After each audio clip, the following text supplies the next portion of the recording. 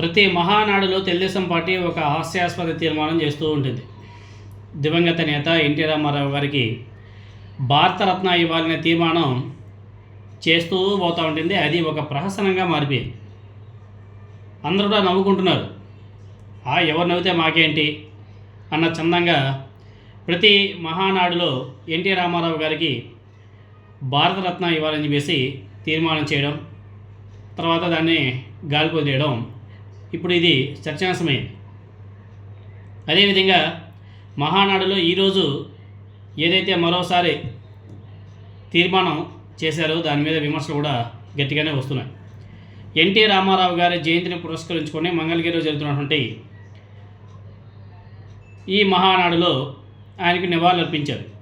తర్వాత భారతరత్న ఇవ్వాలన్న తీర్మానం మీద చంద్రబాబు నాయుడు గారు ఒక ప్రసంగం కూడా ఇచ్చారు.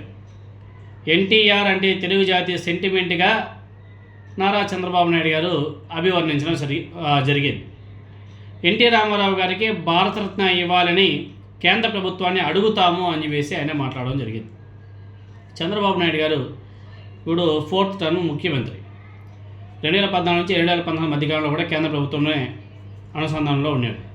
ఇప్పుడు 2024 నుంచి కూడా కేంద్ర ప్రభుత్వంతో అనుసంధానంలో ఉన్నాడు. మరి ఎందుకు ఓన్లీ ఎన్టీ రామారావు గారి వర్ధంతి రోజు, ఎన్టీ రామారావు గారి జయంతి రోజు మాత్రమే వీళ్ళకి ఆ మహానాడులో మాత్రమే భారతరత్న ఇవ్వాలని చెప్పేసి గుర్తొస్తాయా? ఎన్టీ రామారావు గారి కుమార్తె చంద్రబాబు నాయుడు గారి భార్య భువనేశ్వర్ గారు కూడా పాపం చాలా పెద్ద సుదీర్ఘమైనటువంటి ట్వీట్ కూడా చేసిందాం కూడా.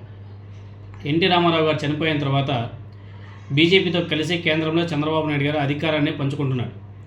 వాజ్పేయి హయాంలోనూ అలాగే 2014 నుంచి 2019 తర్వాత ఇప్పుడు 2 ఏళ్ళుగా కేంద్రంలో మోదీ సర్కార్లో తెలుగుదేశం పార్టీ కీలక భాగస్వామి కదా. మరీ ముఖ్యంగా ఈ దఫా తెలుగుదేశం పార్టీ మద్దతుతోనే మోదీ గారు అధికారంలో ఉంటున్నారు కదా. అయినప్పటికీ ఎన్టీ రామారావు గారికి భారతరత్నను సాధించలేకపోవడం చాలా విడ్డూరంగా ఉంది. ప్రతి మహానాడులో భారతరత్న ఇవ్వాలని డిమాండ్ తెర మీదకి తీసుకురావడం, తర్వాత మర్చిపోవడం. ఎన్టీ రామారావు గారికి భారతరత్న ప్రకటిస్తే ఆ అత్యున్నత పురస్కారాన్ని ఎన్టీ రామారావు గారి భార్య అయినటువంటి నందమూరి లక్ష్మీ పార్వతికి అందజేస్తారన్న ఏకైక కారణంతోనే కుటుంబ సభ్యులే అడ్డుకుంటున్నారనే అభిప్రాయం కూడా చాలామంది మాట్లాడుకుంటున్నారు. ఇటీవలే లక్ష్మీ పార్వతి గారు తన భర్త ఎన్టీ రామారావు గారికి భారతరత్న ఎందుకు రాలేదు కూడా ఆమె చాలా స్పష్టంగా చెప్పింది. వెండి తెర మీద మహానటుడైన ఎన్టీ రామారావు గారికి భారతరత్న విషయంలో ఆయన వాడుకుంటూ అధికారాన్ని అనుభవిస్తూ వాళ్ళంతా కూడా పండుగ చేసుకుంటున్నారు. రాజకీయ నటనలో చంద్రబాబు నాయుడు గారు మహా నటులు అనేసి ఆమె మాట్లాడడం జరిగింది. అదేవిధంగా ఎన్టీ రామారావు గారికి భారతరత్న విషయంలో అడుగడుగున తెలుగుదేశం పార్టీ శ్రేణుల్ని, ఆయన సినీ అభిమానుల్ని సొంత వాళ్ళే మోసగిస్తున్నారనే బలమైన విమర్శ కూడా ఉంది. చంద్రబాబు నాయుడు గారు తలుచుకుంటే ఎన్టీ రామారావు గారికి భారతరత్న రావడం సాధించిన పెద్ద విషయం అయితే కాదు. ఇప్పుడైతే ఇంకా ఈజీ. రాష్ట్రానికి ప్రత్యేక హోదా ఇవ్వాలని చెప్పేసి డిమాండ్ చేస్తే దానికేమో సాకుల్ని కేంద్ర ప్రభుత్వం చెప్పింది. కానీ దీనికైతే అలాంటిది ఏమి ఉండదు కదా.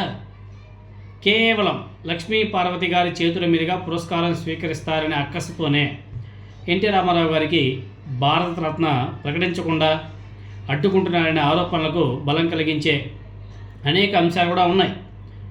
బహుశా ఆయనకు ఎన్టీ రామారావు గారికి ఆ భారతరత్న అనేది తీర్మానం ఓన్లీ నినాదాలకు మాత్రమే పరిమితమయ్యేలా కనిపిస్తుంది. ఎందుకంటే ఆ పురస్కారానికి అయిన వాళ్ళే అడ్డంకిగా మారినప్పుడు ఇక చెప్పేది ఏముంటుంది? అదేవిధంగా ఎన్టీ రామారావు గారికి ఆయన పేరు స్థిరస్థాయిగా ఉండడానికి జగన్మోహన్ రెడ్డి గారు చాలా గొప్ప నిర్ణయం తీసుకున్నాడు. అపోజిషన్ తెలుగుదేశం పార్టీకి క్వైట్ ఆపోజిట్ వైసీపీ పార్టీ. అయినా కానీ ఒక జిల్లాకి ఎన్టీ రామారావు గారి పేరు పెట్టి జగన్మోహన్ రెడ్డి గారు ఎన్టీ రామారావు గారిని చాలా అభినందించాడు. కానీ టీడీపీ ఏ రోజైనా సరే ఒక్కటంటే ఒక్కటే పర్మనెంట్గా ఎన్టీ రామారావు గారి పేరు మీద ఏదైనా సరే పర్మనెంట్గా ఒకటన్నా ఒక మంచి పర్మనెంట్గా ఉండిపోయేలా అందరికీ గుర్తుండేలా ఒక్కటి చెప్పండి. ఏదైనా ఒక కట్టడమైనా లేకపోతే ఒక డిస్ట్రిక్ట్ ఒక పేరు పెట్టడం కానీ లేకపోతే ఇంకోటి ఏమైనా సరే ఒకటనే చేశారా? లేదు.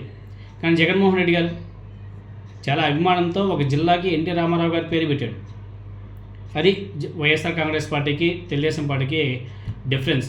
ఎందుకంటే మహానాడు వచ్చినప్పుడల్లా కూడా వీళ్ళు ఇలా సెలవు డబ్బాలు కొట్టుకోవడం కామన్. ఇంకొక విషయం ఏమిటంటే ఎన్టీ రామారావు గారికి వెన్నుపోటు పొడిచి పార్టీని లాక్కొని ఆయన చావుకు కారణమైనటువంటి వీళ్ళు ఎన్టీ రామారావు గారి బొమ్మకి దండేస్తారు, దండాలు పెడతారు.